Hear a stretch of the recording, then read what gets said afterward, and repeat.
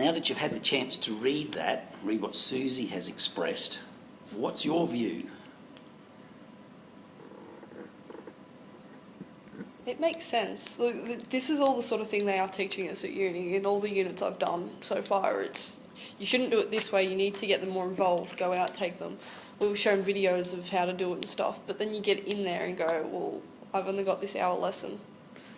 It's like I tried it on one of my pracs and I just didn't have the time because the kids were too slow working, and then you couldn't spread it out over the entire week because you only had so much. You had to get through so much content. That's in science, though. Same everywhere. Yeah. Same in maths. I know that, like at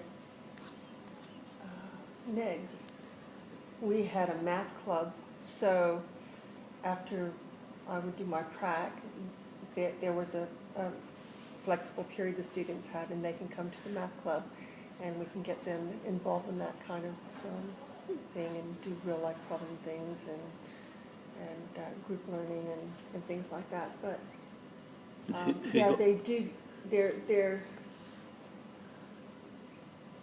You're so full on, especially when you're doing a prac and someone's standing over you and watching everything that you do. So for number one, you feel like you've got to do things a certain way, and you do have to cover a certain amount of material. So you do become a bit focused more on getting through the material during a prac than you might if it was a real life situation where you actually had a class that you knew and you were aware of what students' abilities were and where they were at the time, and you can work with them individually, or you can monitor the class a bit more than if you were just thrown in and said, okay, you've got a week with this class, go for it. And they have to learn chapter 6. You notice how when they talk about these things is that the cognitive load theory there, constructivism is there, and these two things, like the way Susie's writing about it, they don't coexist. The characterization is that constructivism is really unstructured, and she says that it's, kids tend to do their own thing, it's all student-centred, whereas cognitive load theory approaches, which as well as an advocate of, is about explicitly teaching the students how it works, teaching them how, give them the complete picture, they learn that picture. I would argue that both of these things have to run together at the same time in the same class, always. Cognitive load theory, in my view, doesn't have any issues with constructivism. A lot of people will disagree. Constructivism, basically, the idea, my thinking about what it has to offer us as teachers is students construct their knowledge, that knowledge is hierarchical and it's breadth-wise, it's relational. You know what we talked about silo in the class? If I talk about, like today, the functions doesn't exist in isolation. It's got algebra in it. It's got geometry. The way it's got all sorts of junk. The way one of my other units described constructivism is you have a scaffold. So think of a building scaffold. You've got to build the bottom scaffold first, otherwise you can't reach higher up. So then you've got to work on that and just keep building upon so you can get higher onto the building. Yep, and it's all related together. Yeah. All right. No one thing of our knowledge exists, particularly in maths, exists in isolation. It's all a part of a scaffolded structure. But and we have to build that structure. But cognitive load theory says similar sorts of things in terms of schema. Schemas are not just this group of things, they're actually structured. And you have to build that structure as well. So they do talk about very similar language. The other issue is that constructivism and inquiry learning is not necessarily unstructured. If you look at the IBL system, baccalaureate, they talk about levels of scaffolding, that there are levels of inquiry that you can go for. There is completely open inquiry, which is where you give them the problem and then they just do whatever the hell they like.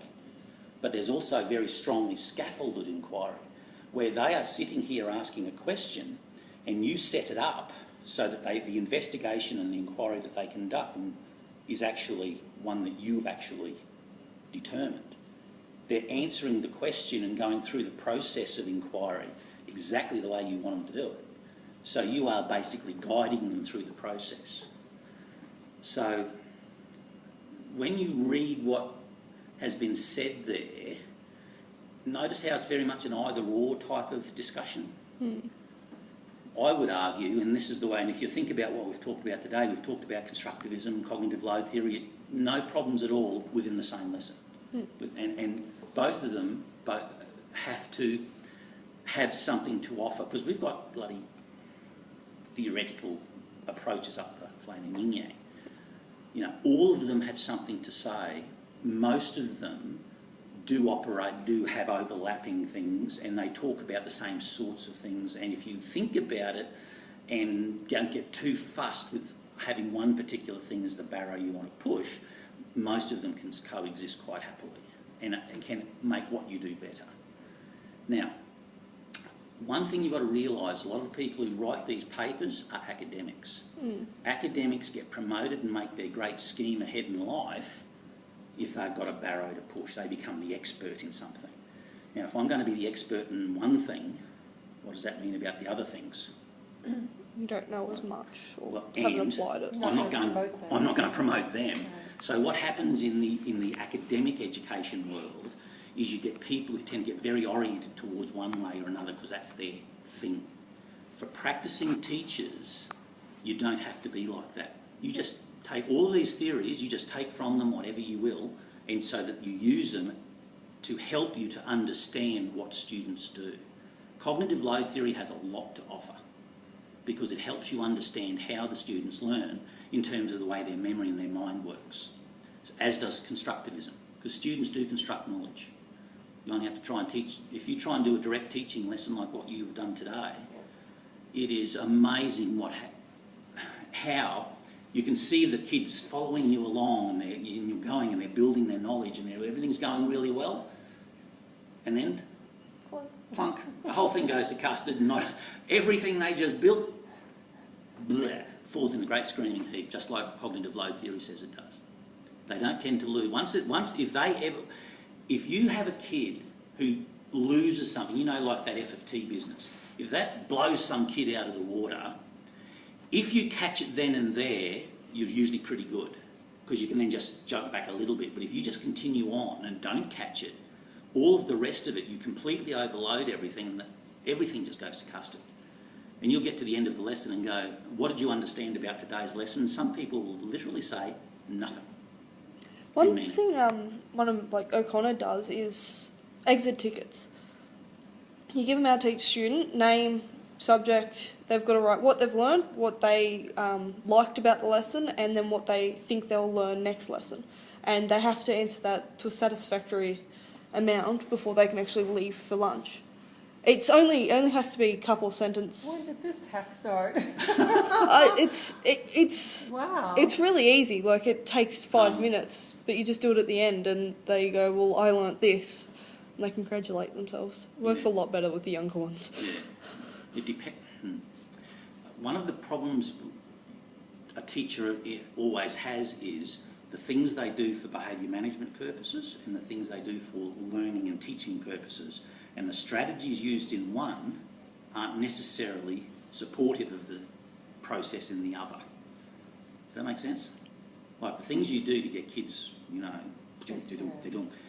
Most people, in my view, most teachers direct teach mathematics because it works better for behaviour management. Give them a worksheet. You don't get to number 10, you don't leave at lunch. You know, it gives you a stick that you can wield.